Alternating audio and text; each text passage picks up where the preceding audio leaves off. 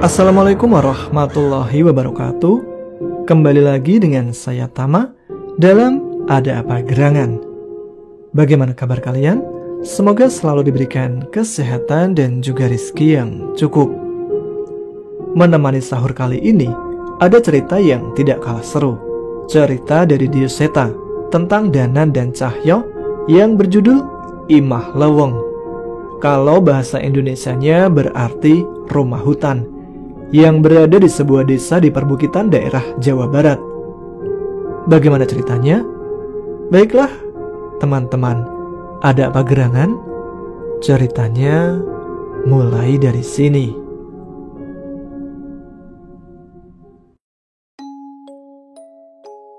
Hari ini sebenarnya bukan hari yang aku tunggu-tunggu, karena mulai hari ini aku akan pindah sekolah dari ibu kota ke sebuah sekolah di daerah pegunungan, lengkap dengan asrama tempat aku akan tinggal nanti.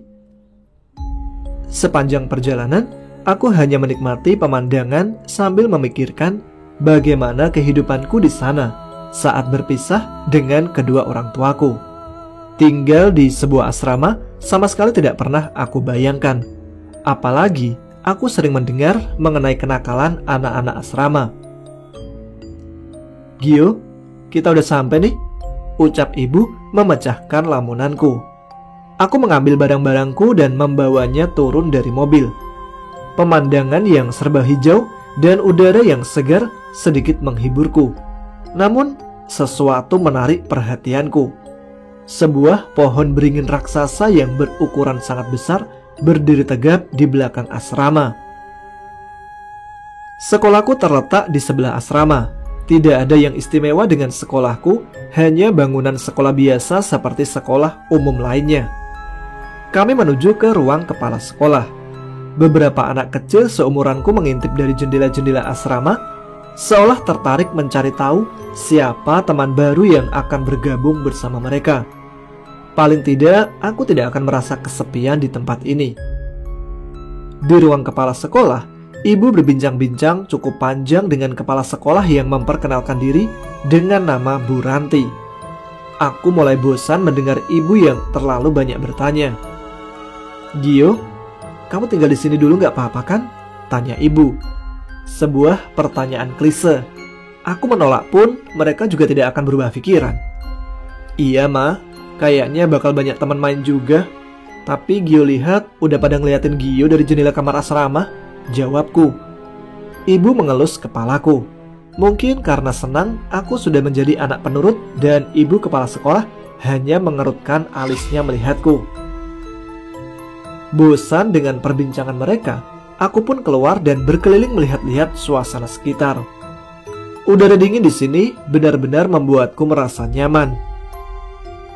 Lalu, terdengar seperti benda diseret memecah lamunanku. Aku merasa seperti melihat seorang anak kecil berlari menuju bangunan tua di dekat pohon beringin. Rasa penasaran membuatku mencoba mencari tahu dan mengikuti ke arah tempat itu. Besar, sangat besar. Ukuran bangunan tua itu tidak ada apa-apanya dibanding ukuran pohon beringin ini. Bahkan saat di siang hari seperti ini, cahaya matahari hampir tertutup sempurna saat berada di bawahnya. Lalu terdengar suara langkah anak kecil berlari meninggalkan bangunan tua menuju pohon beringin. Aku berjalan mengikuti sumber suara itu. Namun tanpa sadar, aku sudah ada tepat di bawah pohon beringin. Rimbunnya dedaunan menutupi masuknya sinar matahari dan akar-akar yang menggantung sedikit menggangguku untuk melihat dengan jelas. Kali ini terdengar jelas. Itu benar suara anak perempuan. Tapi tunggu, suara ini terdengar dari atas. Aku sadar ada yang tidak beres. Seketika tubuhku merasa lemas. Nyaliku ciut untuk menoleh ke sumber suara itu. Namun tidak lama, angin berhembus meniup belakang leherku. Dengan refleks, aku menengok ke arah belakang dan aku menyesali itu. Seorang anak wanita tergantung terbalik di antara akar-akar pohon beringin, namun aku tidak melihat jelas wajahnya hingga sebuah benda terjatuh di depanku. Itu adalah kepala anak wanita itu. Aku terjatuh. Apa yang kulihat sangat tidak dapat aku percaya. Kakiku lemas, namun tetap berusaha menjauh dari kepala makhluk itu. Sayangnya, makhluk itu tidak diam. Tubuhnya meronta hingga jatuh dari akar pohon beringin dan berusaha mencapai kepalanya. Keringat dingin mengucur dengan deras. Terlihat tubuh anak wanita itu menggenggam rambutnya dan menyeret kepalanya sendiri menghampiriku. Jangan, aku memohon sambil berusaha berdiri meninggalkan tempat itu. Ayo main. Suara anak itu terdengar menuju ke arahku bersamaan dengan suara kepalanya yang terseret. Tidak ada yang lebih mengerikan dalam hidupku selain melihat hal ini.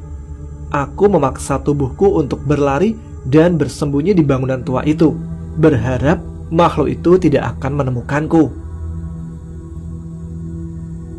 Suara benda diseret terdengar mengelilingi bangunan ini. Aku hanya meringkuk bersembunyi di bawah jendela untuk menghindari pandangan makhluk itu. Kamu di mana? Aku cari ya. Suara makhluk itu seolah menikmati keadaan ini. Tidak ada lagi yang dapat kuperbuat selain menunggu hingga makhluk itu meninggalkan tempat ini. Setelah cukup lama, suara benda diseret terdengar menjauh. Merasa keadaan sudah mulai aman, aku membuka mata. Namun sekali lagi, kepala makhluk itu terlempar masuk dari jendela dan terjatuh tepat di hadapanku. Kepala makhluk itu berusaha memutar menghadapku, memamerkan wajahnya yang pucat. Ketemu, ucapnya dengan senyum yang mengerikan. Aku tidak lagi dapat menahan tangisku dan dengan mengumpulkan sisa keberanian, aku memaksa kakiku untuk berlari keluar dan mencari pertolongan. Dari jauh, terlihat beberapa anak kecil berkumpul di dekat asrama. Aku berusaha berlari menghampiri mereka dan meminta pertolongan. Namun sepertinya mereka tidak mendengar. Namun aku tetap berlari ke arah sana. Belum sempat sampai ke asrama, seekor anjing muncul dengan memasang wajahnya yang menyeramkan. Anjing itu terus menggigit celanaku dan menariknya hingga robek. Aku berbalik ke arah sekolah, namun anjing itu terus mengejar. Sampai akhirnya aku menemukan ibu keluar dari ruang kepala sekolah bersama ibu kepala sekolah. Kenapa, Di? Dikejar anjing, mah. Celanaku robek nih. Bu, yang coklat itu anjing siapa sih, Bu? Tanyaku pada kepala sekolah. Yang itu, sambil menunjuk seekor anjing yang berjalan sedikit melompat sambil menjulurkan lidah seolah mengajak bermain. Oh itu, anjing peliharaan asrama sini. Dia memang senang mengajak main orang baru. Lanjutnya, aku yang sudah kelelahan hanya bersembunyi di belakang orang tuaku. Belum sempat menceritakan apa yang terjadi, ibu sudah mengajakku meninggalkan sekolah. Lihat rumahnya Bu Ranti yuk, Di, ajak ibuku. Rupanya ibu memilih opsi lain untuk tidak menitipkanku di asrama, melainkan tinggal di rumah Bu Ranti yang juga digunakan sebagai kos untuk anak-anak. Sudah ada beberapa anak yang tinggal di rumahnya. Di sini memang sudah biasa untuk mereka yang tidak kebagian tempat di asrama untuk bisa kos di rumah guru-guru atau warga. Namun, tetap bersekolah di sana dan dengan disiplin seperti di asrama. Kami berjalan kaki dari komplek asrama menuju pintu gerbang keluar karena rumah Bu Ranti terletak di desa Sukmaraya yang cukup dilalui dengan berjalan kaki. "Ma, kenapa nggak jadi di sini?" Tanyaku penasaran. "Di rumah Bu Ranti tempatnya lebih layak. Mama juga bisa sering nelpon kamu," jawab ibu kepadaku.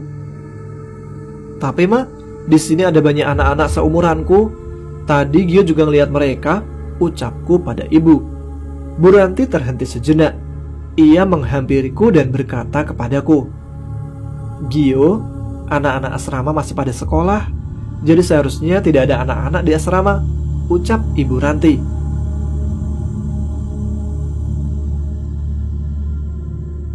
Banyak anak-anak dan hampir semua kegiatan kita lakukan bersama-sama.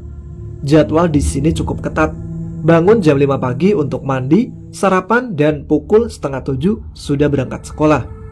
Iya, sekolah yang kemarin kami datangi dengan pohon beringin besarnya. Sekedar informasi, bahkan dari tempat kosku, pohon beringin itu masih terlihat dengan jelas. Ada kebiasaan menarik di sekolah ini. Setiap guru datang ke sekolah, murid-murid berlarian menyambut ke tangga gerbang depan, berebutan untuk salam dan membawakan tas dan payung yang dibawa oleh guru.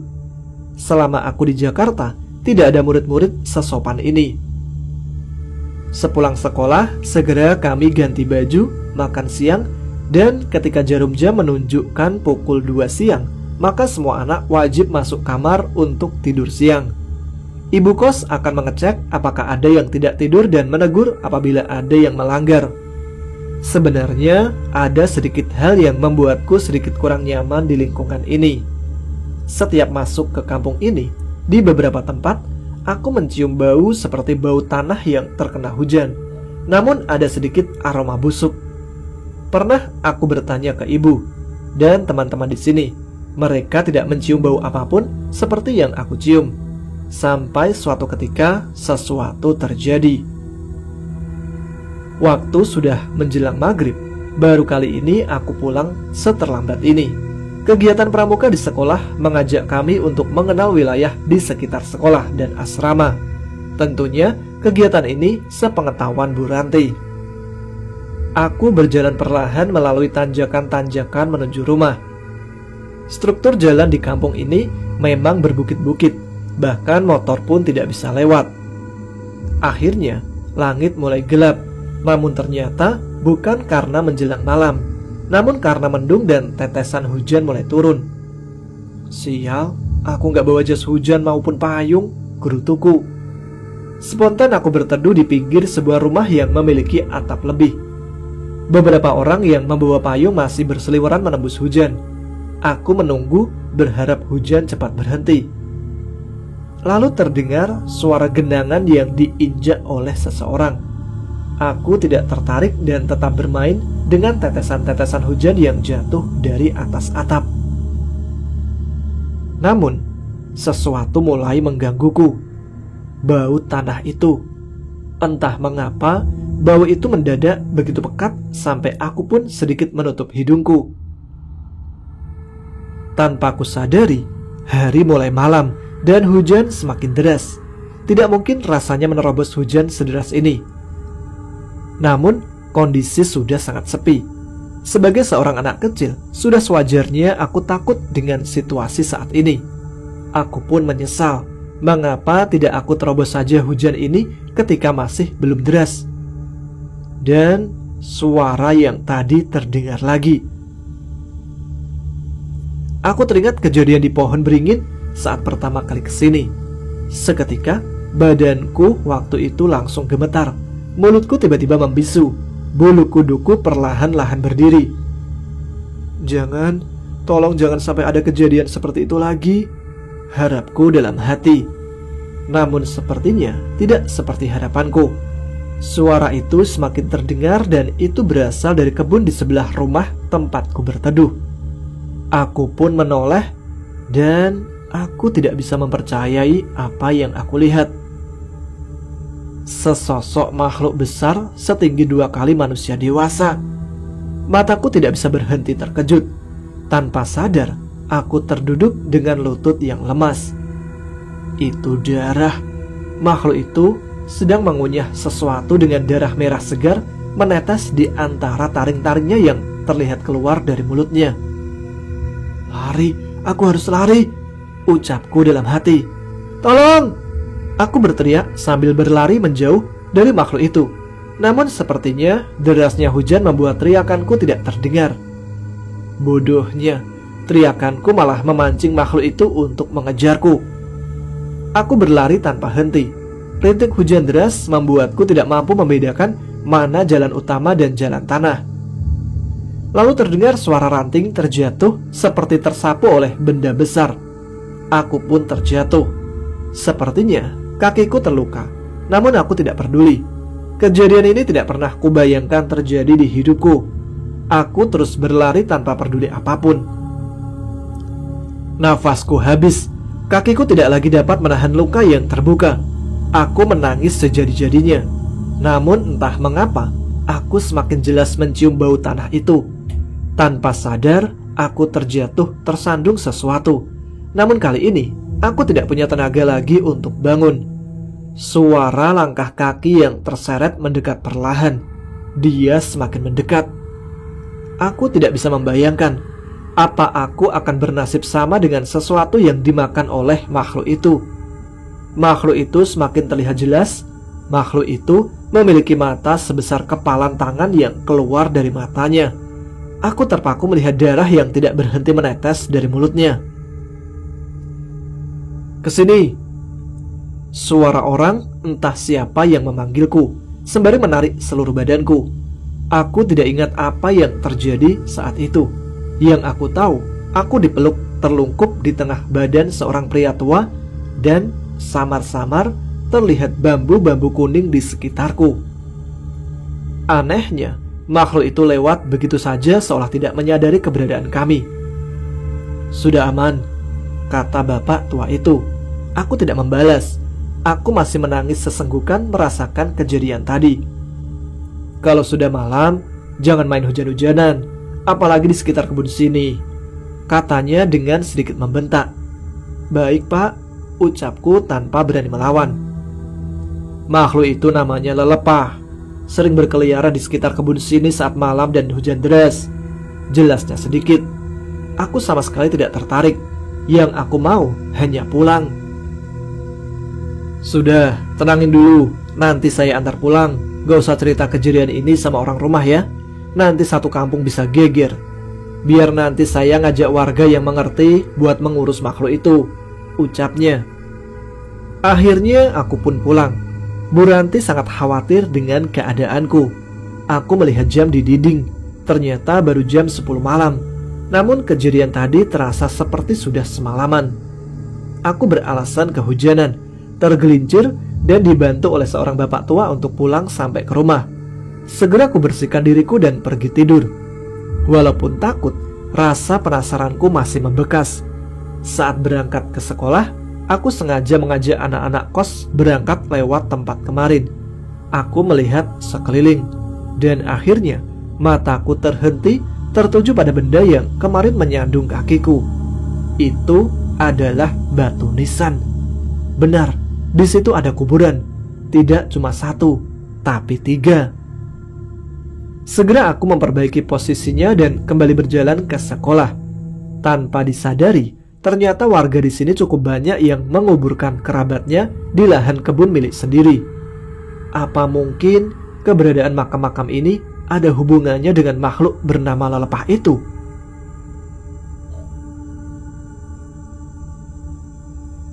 Sudah 1 minggu aku tinggal di kampung ini, Kampung Sukmaraya yang terletak di wilayah pegunungan. Sebenarnya tujuanku ke sini adalah untuk mengurus berkas-berkas persiapanku melamar kerja di kota asalku di Jogja. Dulu aku sempat tinggal cukup lama di sini, sampai akhirnya aku pulang ke Jogja dan belum sempat merubah berkas kependudukanku. Perkenalkan, namaku Danan Jaya Sambara. Panggil Danan saja ya. Setelah lulus, aku bekerja di pabrik gula pamanku di area Klaten. Namun karena suatu hal, aku memutuskan untuk tidak bekerja lagi di tempat itu dan mencoba melamar di perusahaan swasta.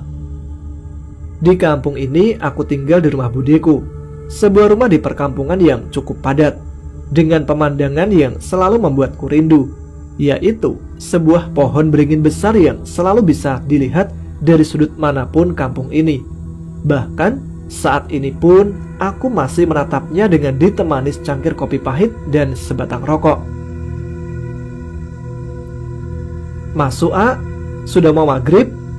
Tiba-tiba suara seorang ibu yang lewat memecah lamunanku. Njeh, Bu. Maksudnya, iya, Bu. Saya lupa, saya sedang tidak di Jogja. Masnya bukan orang sini ya? Tanya ibu itu. Iya, Bu, saya dari Jogja, balasku. Mas, di kampung ini kalau sudah maghrib langsung masuk ke rumah ya, jangan keluar-keluar, habis ada insiden, cerita ibu itu. Iya, Bu, sudah dibilangin juga sama Bude, terima kasih diingatkan, balasku. Mangga, A, pamit ibu itu. Cerita ini memang sudah menyebar di seluruh kampung. Sudah hampir 1 bulan dibuat aturan tidak tertulis bahwa setelah maghrib warga dilarang keluar rumah. Berdasarkan cerita warga, sempat ada kejadian misterius di mana seorang anak hilang di kampung ini dan ditemukan tidak bernyawa di pinggir sebuah sumur dengan kondisi tidak utuh seolah diserang oleh hewan buas. Selain itu, ada saksi juga seorang pemuda yang diserang sesosok makhluk besar saat sedang berjaga malam. Punten, Mas Danan sudah siap? Panggil Kang Asep, salah satu warga desa sini. Sudah, Kang, sebentar, jawabku. Malam ini kami sudah janjian untuk melakukan sisir kampung bersama beberapa warga di sini.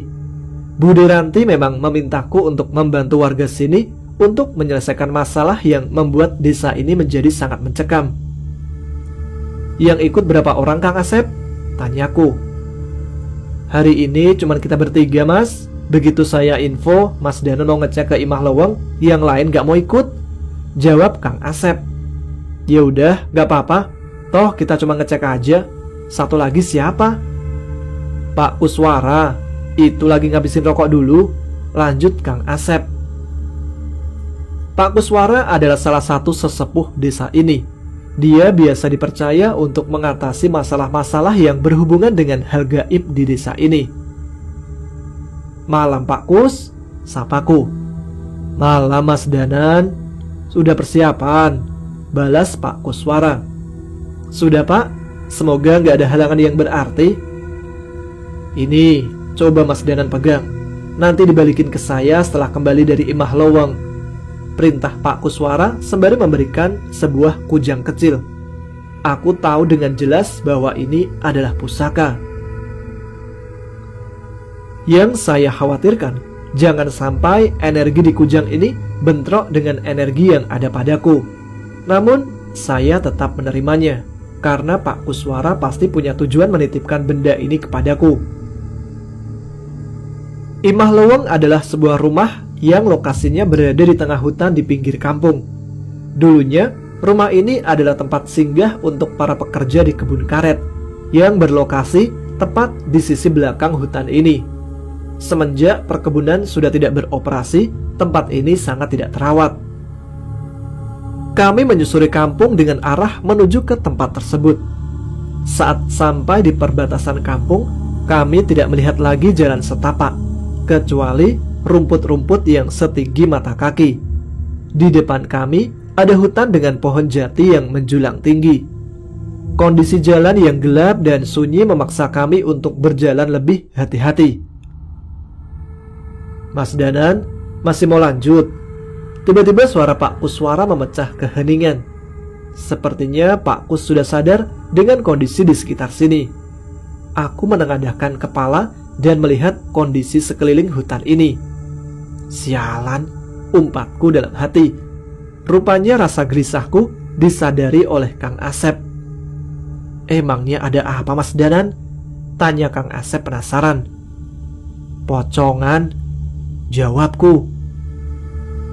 Astaga, Mas Danan, kenapa diomongin sih? Keluh Kang Asep sambil mengernyitkan mukanya. Kan Kang Asep yang nanya. Ini juga baru sedikit. Kayaknya semakin malam semakin banyak yang bakal muncul. Lanjutku.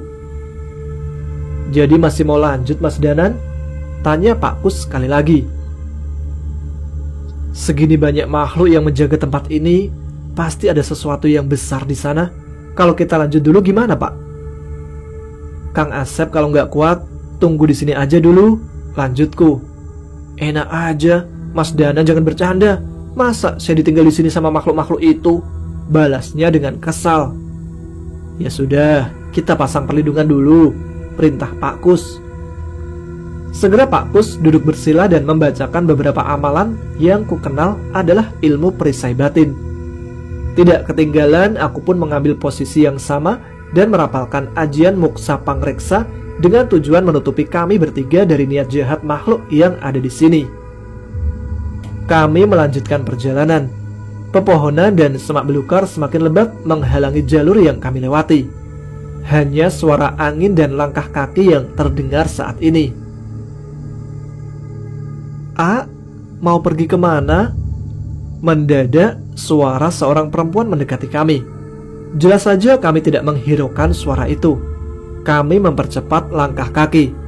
Dan sebuah rumah gubuk tua yang hampir tidak berbentuk mulai terlihat. Sekali lagi terdengar suara dari semak-semak. Apa yang kalian lakukan di tempat ini? Suara wanita itu terdengar lagi, namun disertai suara semak-semak yang tersibak seolah dilewati hewan hutan. Kami pun menoleh, dan apa yang kami lihat? Sesosok wanita dengan wajah yang tidak berbentuk, dengan bola mata yang tidak lagi di tempatnya. Rambutnya terurai di tanah dengan tubuh bawah berbentuk ular dengan sisik berwarna hitam. Seketika aku kembali merapalkan amalan-amalan untuk mengusir makhluk itu dari sini. Namun, sebelum selesai, makhluk itu mengatakan, "Saya tidak bermaksud menyakiti, saya hanya memperingatkan kalian," ucap makhluk itu. Lalu terdengar suara Kang Asep jatuh terduduk. "Apaan itu sialan?" teriak Kang Asep yang mukanya mulai pucat. Kukira hanya Pak Kuswara dan saya yang bisa melihat makhluk-makhluk ini. Entah kenapa siluman ini bisa dilihat oleh Kang Asep. Perjalanan kami dilanjutkan dengan sedikit gangguan-gangguan. Namun akhirnya kami sampai juga di lokasi yang kami tuju, Imah Lowong. Sekilas bangunan ini seperti tidak pernah didatangi oleh manusia lagi. Atapnya yang bolong, kayu-kayu yang jatuh termakan rayap, benar-benar membuat orang tidak peduli dengan bangunan ini. Aku memberanikan diri memasuki pekarangan rumah tersebut. Dan alangkah terkejutnya, puluhan, tidak, mungkin lebih, makhluk putih yang mengganggu kami sepanjang perjalanan tadi muncul berkumpul di sini mengepung kami. Ya, itu pocong. Aku sedikit gentar. Belum pernah aku melihat pocongan sebanyak ini di satu tempat. Bukan masalah hantu pocong ini, tapi makhluk apa yang ada di dalam rumah itu sehingga bisa memiliki tumbal sebanyak ini. Aku merasa belum siap. Namun lain dengan Pak Kus. Dia hanya memandangku dan memastikan keputusanku. Kemampuan Pak Kus jelas mumpuni, tapi untuk mengurus semua ini terlalu beresiko. Oleh karena itu, aku tetap dibutuhkan. "Jangan nekat, Mas." Pak Kuswara memperingatkanku dari belakang. Aku tetap berusaha maju. Dan para pocong itu mendekatiku. Kakiku dicengkram oleh makhluk yang aku sendiri belum sempat melihat bentuknya. Tetesan liur dari wajah yang tidak berbentuk menetes di telapak tanganku. Rasa gatal yang tidak tertahan muncul dari bekas liur itu.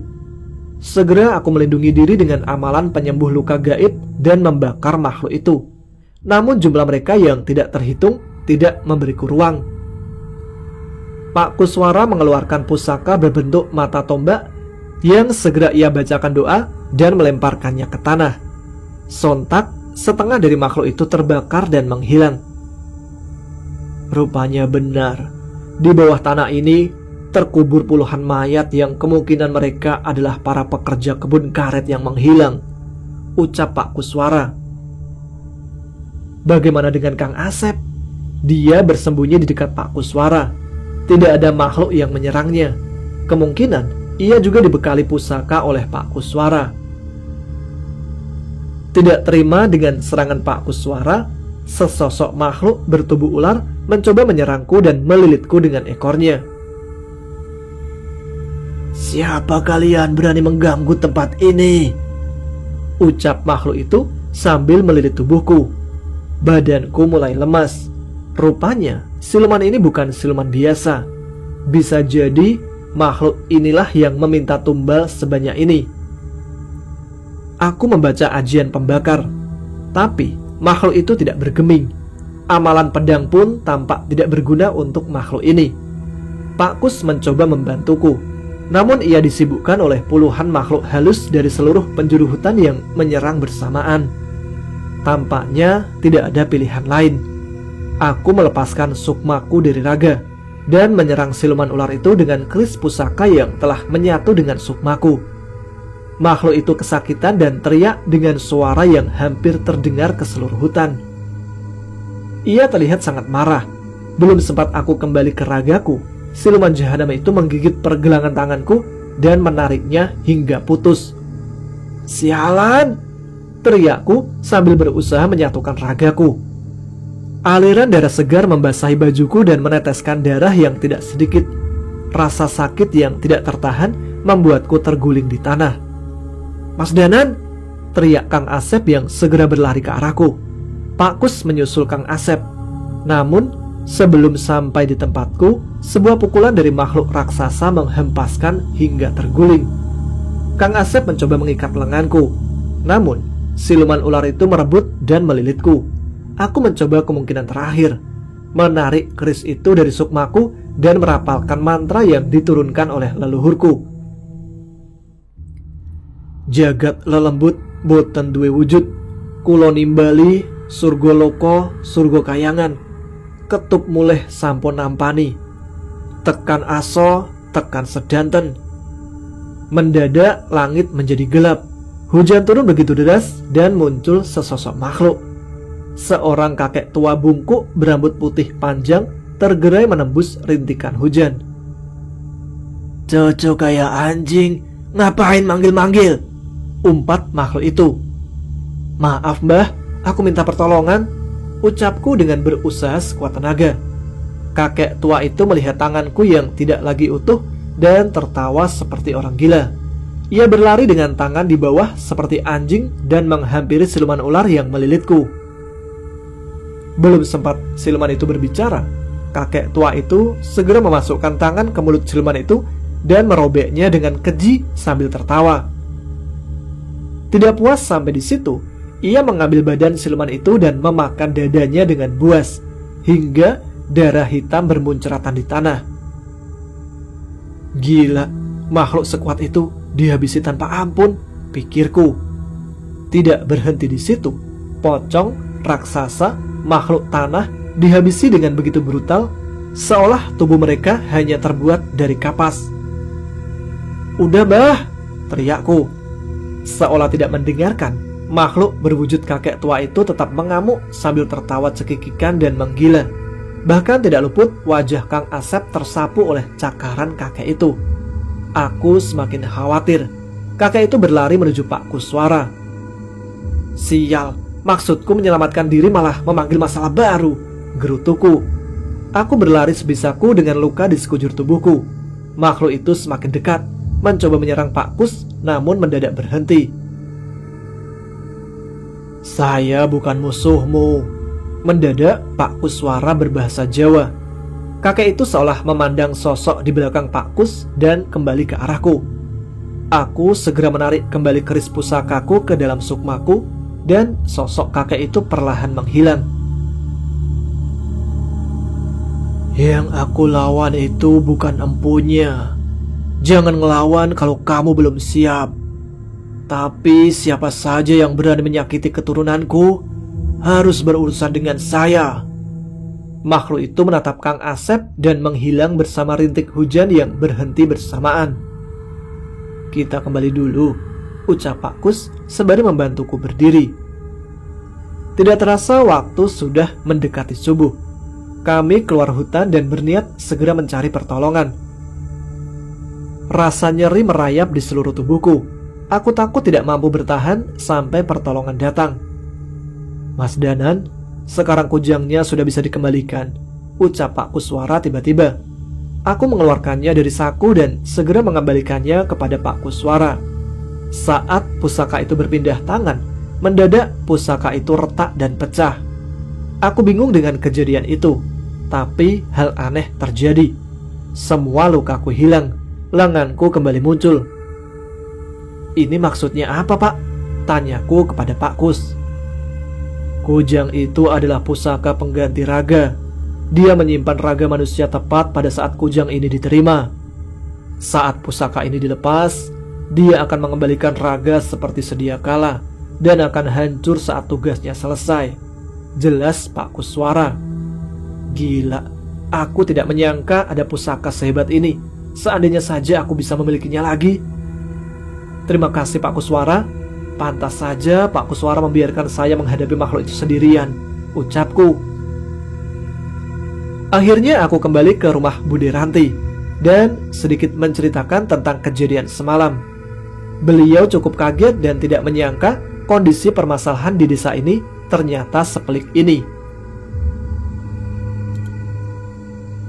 Kalau ada banyak tumbal, harusnya ada pemilik yang memelihara makhluk itu, ucap Bu Ranti. Tapi siapa? Kita tidak bisa menuduh warga seenaknya, kecuali ada petunjuk. Ada dua makhluk yang mengumpulkan tumbal, siluman ular yang sudah mati, dan sesosok makhluk raksasa yang membuat Pak Kus kewalahan, jelasku. Seperti buto atau gendruwo? Tanya Bu Ranti. Bukan, agak berbeda. Saya sendiri tidak tahu itu makhluk apa, jawabku. Lelepah. Tiba-tiba seorang anak kecil menyerobot pembicaraan kami. Itu Gio, seorang anak kelas 4 SD yang dititipkan oleh orang tuanya di sini untuk bersekolah. Apa? Lelepah? Kamu pernah lihat? Tanyaku kepada Gio. Pernah, pas hujan di kebun belokan setelah tanjakan, setelah gerbang masuk perkampungan ini, jawabnya. Kamu gak ngarang kan, Di? Tanya Bu Ranti. Walau Bu Ranti tahu Gio bukan anak yang suka berbohong. Enggak, Bu, makhluk itu menggigit entah apa yang mengeluarkan darah, jelasnya sambil terlihat menahan rasa takut. Jika ucapan Gio benar, kemungkinan yang digigit lelepah itu adalah tumbalnya, dan tanah tempat makhluk itu mengeksekusi tumbalnya sudah pasti rumah sang pemilik ilmu. Mas Danan, kebun setelah tanjakan yang diceritakan Gio, bukannya itu rumah majikannya Kang Asep, ucap Bu Ranti gelisah. Mirah, di rumah nggak? Suara seorang anak memanggilku dari depan rumah. Iya Gas, kenapa? Jawabku. Itu Bagas, satu-satunya teman seumuranku di kampung ini. Beberapa tahun setelah Belanda meninggalkan kampung ini, banyak warga yang memilih untuk meninggalkan kampung dan mencari kesejahteraan dari sebuah negara yang telah merdeka ini. Ke kebun karet yuk, ajak Bagas. Ayo, ayo, jawabku dengan semangat. Bu, aku main ke kebun karet dulu ya, pamitku pada ibu. Tanpa menunggu balasan dari ibu, aku berlari menghampiri Bagas dan segera berlari menuju kebun karet. Ini memang keseharianku, bermain di kebun karet dan kadang membantu ibu merawat kebun. Sekolah, itu cuma untuk anak-anak juragan yang punya uang. Dan itu saja sangat jauh dari kampungku ini. Untuk mencapai kebun karet, kami harus keluar perkampungan dan melewati hutan jati. Barulah setelah itu, kami mencapai perkebunan karet milik Pak Gumelar, seorang pengusaha asal kampung kami juga. Rumput yang pendek dan sekumpulan pohon karet yang tersusun rapi selalu bisa memukauku. Selain aku bisa berlari-lari sepuasnya, kadang aku juga memainkan getah karet hasil sadapanku sendiri. Bagas, Mirah, hati-hati, jangan sampai jatuh, ucap seorang pria mengingatkan kami. Itu adalah Kang Wira, salah satu pekerja kebun ini. Iya Kang, jawabku sambil meneruskan permainan. Aduh, suara Bagas memecah konsentrasiku. Mirah, tolong. Aku berlari menghampiri Bagas dan mendapatkan dia terperosok di jurang kecil di pinggir perkebunan. Segera aku mencari galah untuk membantu Bagas keluar dari jurang itu. Memang sedikit lama, tapi akhirnya Bagas bisa naik dengan selamat. Tapi tanpa terasa, langit mulai memerah menandakan sedikit lagi akan semakin gelap. Kami pun bersiap untuk pulang. "Kamu sih Gas, pakai jatuh segala, kemalaman kan?" keluhku. "Maaf Mira, kan gak sengaja. Tenang aja, aku tetap hafal jalan kok walau gelap," jawabnya. Untuk pulang ke rumah, kami harus melewati hutan jati sejauh beberapa kilometer. Ini juga jalur yang digunakan oleh pekerja saat akan kembali ke kampung. Di tengah hutan itu juga telah disediakan rumah singgah untuk para pekerja, untuk sekedar istirahat atau menginap. Hari semakin gelap, suasana tidak lagi menyenangkan seperti tadi siang. Suara hewan-hewan malam mulai terdengar dan membuatku ketakutan. "Gas, tungguin, serem nih," teriakku kepada Bagas. "Tenang, habis dari sini ada pohon jati besar, gak jauh dari situ nanti ada rumah singgah. Di sana pasti ramai," cerita Bagas. Aku menurut saja. Semoga benar apa kata Bagas. Kami semakin masuk ke tengah hutan. Semak-semak tinggi mulai mengganggu jalan kami. Namun perkataan Bagas benar. Ada sebuah rumah di sana. Sebuah nyala lampu Petromax menerangi teras rumah itu. Kuharap ada orang di sana.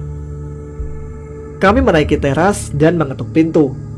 "Punten," teriak Bagas. Namun hanya suara angin malam yang berhembus yang terdengar. "Punten," aku ikut berteriak. Namun tidak ada gunanya. Sepertinya sudah tidak ada orang lagi di rumah ini. Angin dingin tiba-tiba bertiup dan aku tak lagi mendengar suara hewan-hewan malam. Nyala api Petromax di teras mendadak menghilang dan aku mulai merasa tidak nyaman. Ini ada yang gak beres, pikirku. Aku menoleh ke arah hutan. Setiap gerakan ranting-ranting di hutan membuatku semakin ketakutan. "Mira, itu apa?" ucap Bagas dengan suara yang gemetar. Sesosok tangan dengan daging yang sudah tidak utuh mencoba keluar dari dalam tanah tidak jauh dari tempat kami berdiri. Sontak aku menangis sejadi-jadinya. Tidak hanya satu. Tangan itu muncul semakin banyak dari dalam tanah dan mulai mengangkat tubuhnya. Aku tidak lagi berani menoleh. Yang aku ingat, makhluk-makhluk itu tidak memiliki wajah yang utuh lagi. Hanya tengkorak dan sedikit daging dan kulit tersisa di wajah dan tubuhnya. Aroma busuk yang menyengat muncul dari makhluk-makhluk ini. "Lari Gas, lari!" teriakku sambil menangis. "Kemana? Mayat hidup itu udah ada sekeliling rumah ini," jawabnya. Aku melihat cahaya redup dari dalam rumah. Spontan aku mendorong pintu rumah dan ternyata tidak terkunci. Segera kami berlari masuk, menutup dan mengunci pintu dari dalam. Apa yang terjadi? Kami berada di sebuah rumah di tengah hutan dengan puluhan mayat hidup mengelilinginya. Semoga ini cuma mimpi. "Gimana Mir? Aku takut," ucap Bagas. Aku mengintip dari jendela. Tidak ada satupun makhluk itu yang mendekat ke dalam rumah. "Gak ada yang mendekat Gas, semoga di sini aman," ucapku sambil terisak. Hampir 1 jam kami menunggu. Yang ada hanya keheningan dan isak tangis kami yang hampir reda.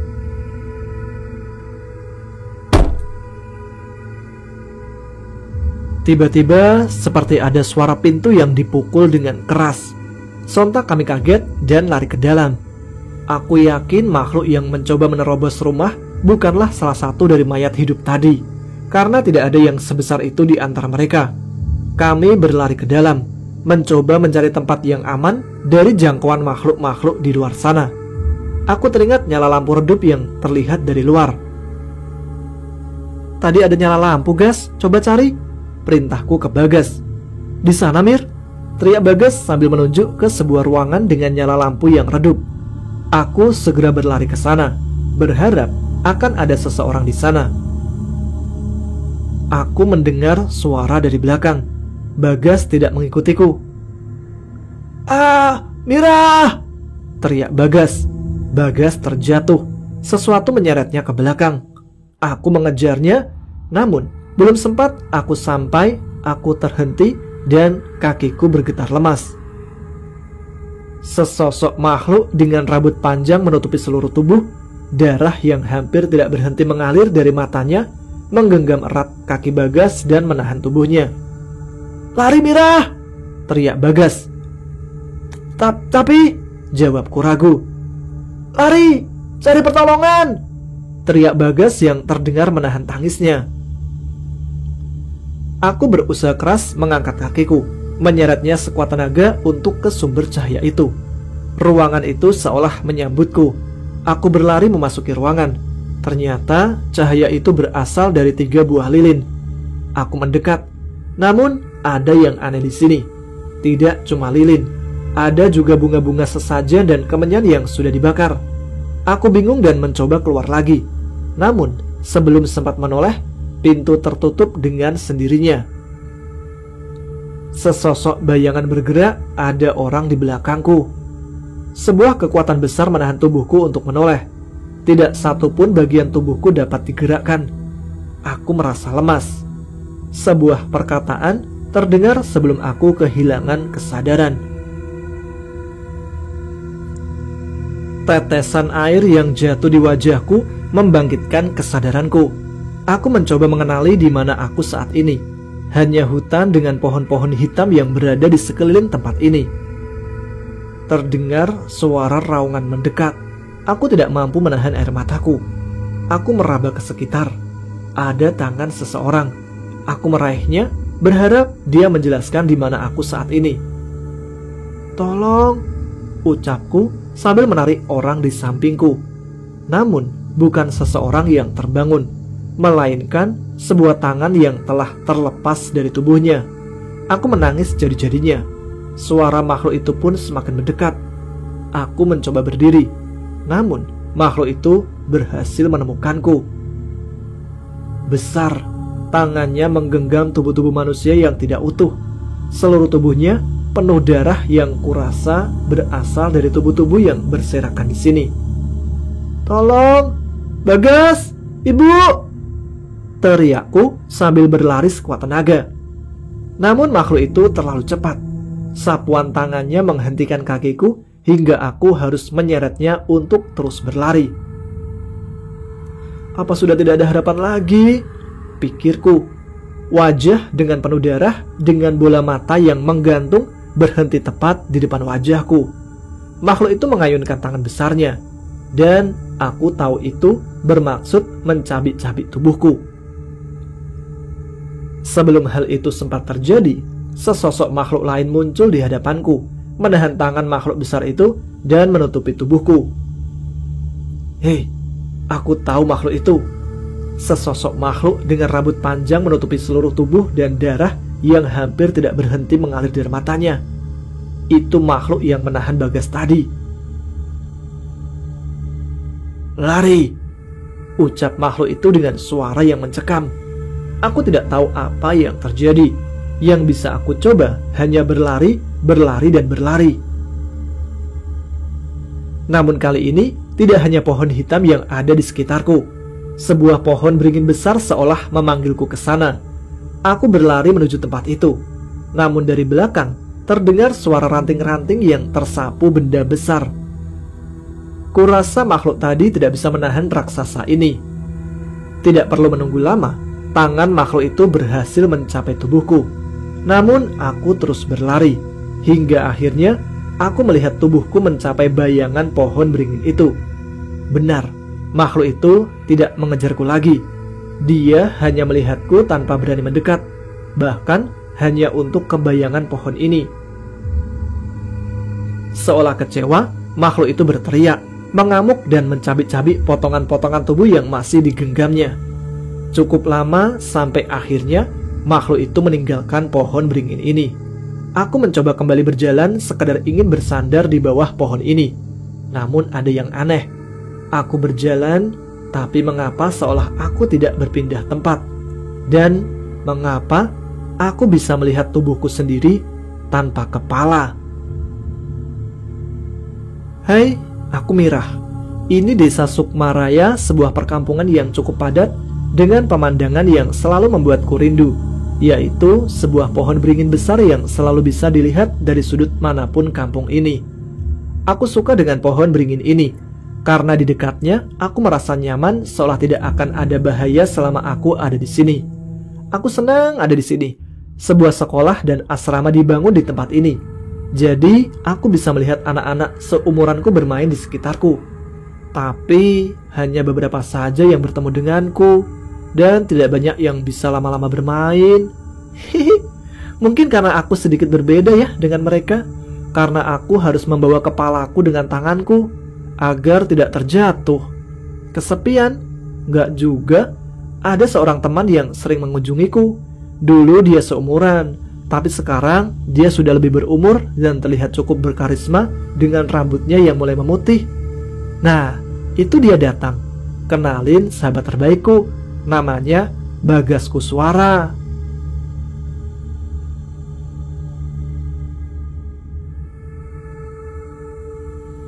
Kita lanjut besok lagi ya. Selamat santap sahur. Saya Tama pamit. Tetap semangat. Wassalamualaikum warahmatullahi wabarakatuh.